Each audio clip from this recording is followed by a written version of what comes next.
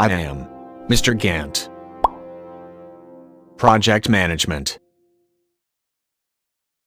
Creating code libraries to color code tasks.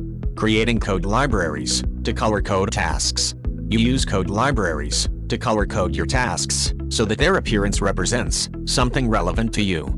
For example, you might use codes to show high, medium, or low risk factor, the different locations at which tasks take place, the different traits or people responsible for each task. In this lesson, you will create a code library to represent the various subcontractors who work on the project. To create a code library. 1. In the Quick Access toolbar, click. A new tab opens, displaying Library Explorer. A project can contain many different types of objects, such as resources, calendars, codes, cost centers, and currency units. These, and other objects, are stored in libraries. Library Explorer provides a view onto all the library objects in your project. You use Library Explorer to manage your library objects. 2. In the left pane of Library Explorer, click the Code Library folder. As you base this project on the construction template, it already contains a number of code libraries, which appear in the right pane of Library Explorer. 3. Right-click a blank part of the right pane and select New Code Library from the menu that appears. A new code library appears in the right pane. 4. Type subcontractors and press Enter.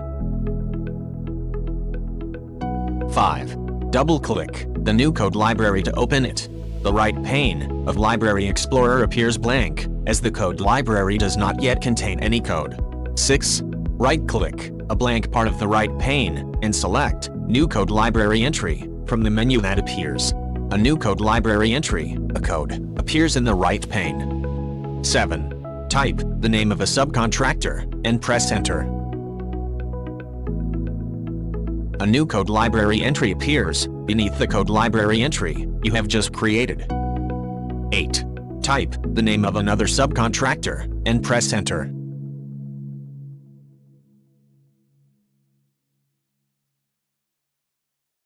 9. Follow steps 7 and 8 to create some more code library entry.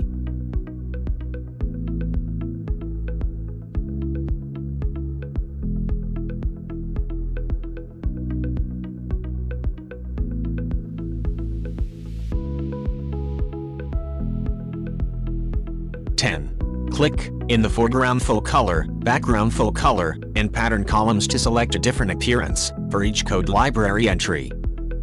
These appearances will be used to color code the tasks to which each subcontractor is applied.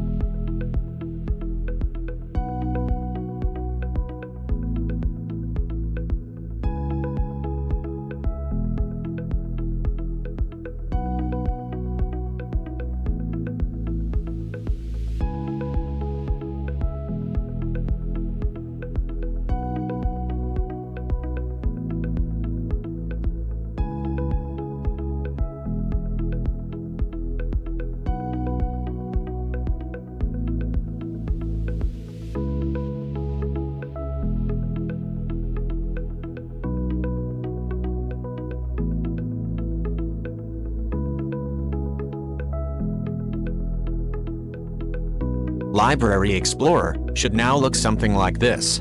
Note that the names and appearances of your code library entries may be different. 11. Click on the tab displaying Library Explorer to close it, and return to the tab displaying the project view, spreadsheet, and bar chart.